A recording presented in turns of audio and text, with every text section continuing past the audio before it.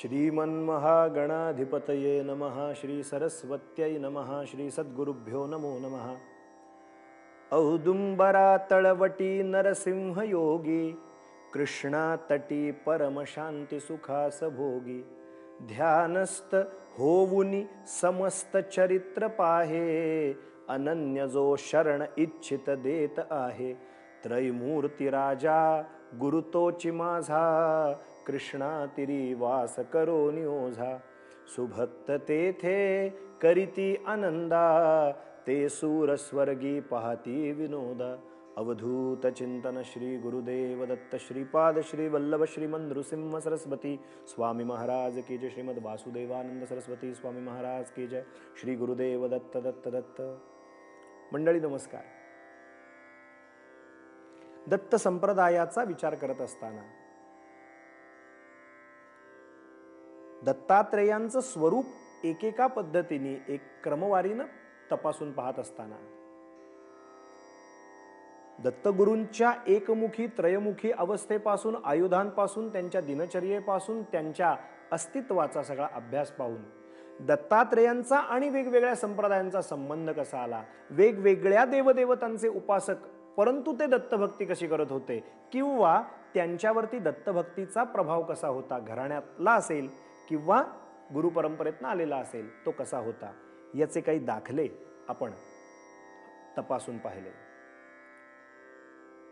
आपल्याला आजच्या दिवशी चिंतन करायचंय इसवी सनाच्या 1000च्या आधी एकमुखी दत्ताची उपासना आपण पाहिली आणि 1000 ते 1200 या दरम्यान नाथ संप्रदायांनी आणि महानुभाव संप्रदायांनी दत्तभक्ती केली, स्वतः केली, जनमानसात रुजवली। याचे संदर्भ आपण पाहिलेच। आता 1200च्या शतकानंतर फार फार सुंदर अशी चर्चा आहे ही। 1200च्या शतकानंतर श्रीपाद श्री वल्लभ हा जो दत्तात्रेयांचा प्रथमावतार झाला, देहधारी अवतार, दत्तात्रेयांनंतरचा दत्तगुरूंचा देहधारी अवतार श्रीपाद श्री वल्लभ जो पीठिकापुरात झाला, त्याचा काळ इसवी सन 1320 ते 1350 असा आलेला आहे। म्हणजे 30 वर्षाचाच कालावधी आहे। आता यानंतर जो आलेला अवतार आहे तो अवतार आहे श्री नृसिंह सरस्वती स्वामी महाराजांचा। तो काळ शके 1300 ते 1380 असा इतिहासामध्ये सापडतो। म्हणजे स्वामींचं जे वय आहे नृसिंह सरस्वतींचं ते 80 वर्षाचं होतं नृसिंह सरस्वती स्वामी महाराजांचं। आता गंमत अशी झाली की दत्तात्रेयांचा अवतार झाला मधल्या काळामध्ये 1000 सालापासून 1200 सालापर्यंत श्रीधर या नवनाथ परंपरेनी आणि महानुभवांनी दत्तभक्ती रुजवली। यानंतर स्वतः श्रीपाद जन्माला आले, यानंतर नृसिंह सरस्वतींचा अवतार झाला आणि नृसिंह सरस्वती स्वामी महाराजांच्या निजानंद गमनानंतर म्हणजे गुरुप्रतिपदेला तो उत्सव साजरा केला जातो। त्याचं नावच आहे गुरुप्रतिपदा।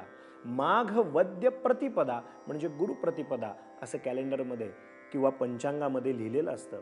गाणगापूर यात्रा, नृसिंहवाडी यात्रा, विशेषतः गाणगापूर यात्रा का? कारण गाणगापुरातून महाराज श्रीशैल्य गमन त्यांनी केलं।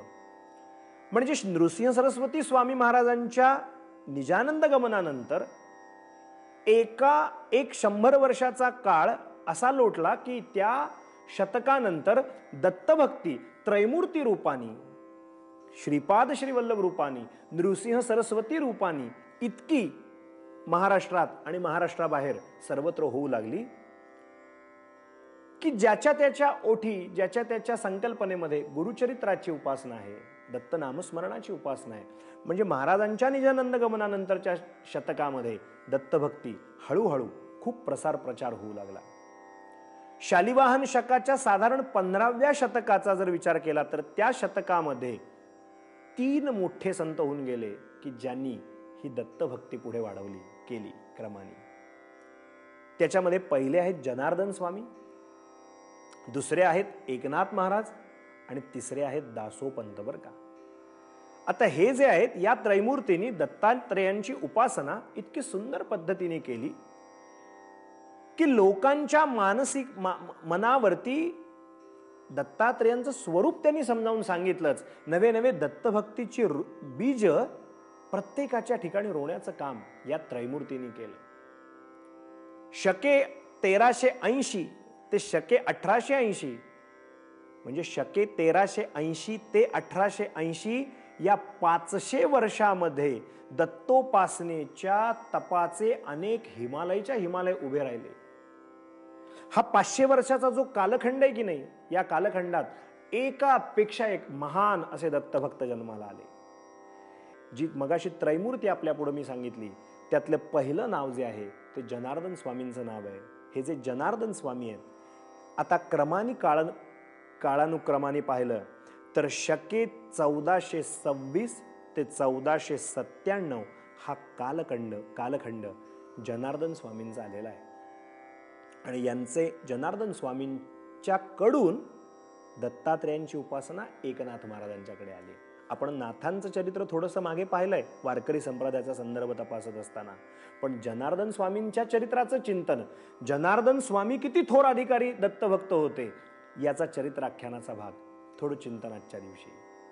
मूळगाव 40 गाव, आपण खानदेशामध्ये जे 40 गाव ऐकतो, 40 गावचे मूळचे देशपांडे आडनाव, यजुर्वेदी अश्वलायन शाखेतले देशस्थ ऋग्वेदी ब्राह्मण. सद्गुरु कृपेनी दत्तभक्ती इतकी जबरदस्त अशी होती की यवन दरबारामध्ये अधिकारी पदावरती होते, सुभेदार पदावरती होते. औरंगाबाद आपण ज्याला म्हणतो, म्हणजे मूळ देवगिरी किल्ला पूर्वीचा, आज आपण त्याला दौलताबाद किल्ला असं म्हणतो, त्या दौलताबाद किल्ल्याचे हे अहमदनगरच्या निजामशाहीमध्ये दौलताबाद किल्ल्याचे, देवगिरी किल्ल्याचे सुभेदार म्हणून होते.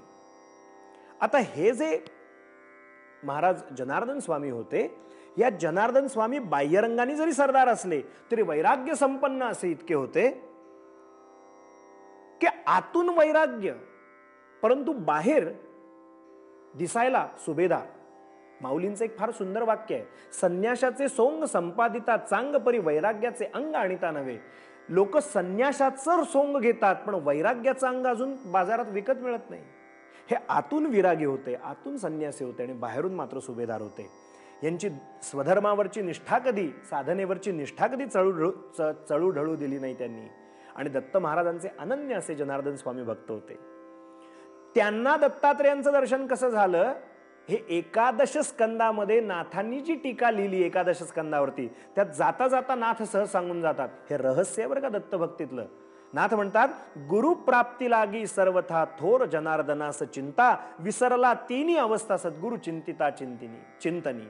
देवभावाचा भुक्ता दृढ जाणोनी अवस्था, येणे झाले श्री दत्ता तेणे हातू माथा ठेविला.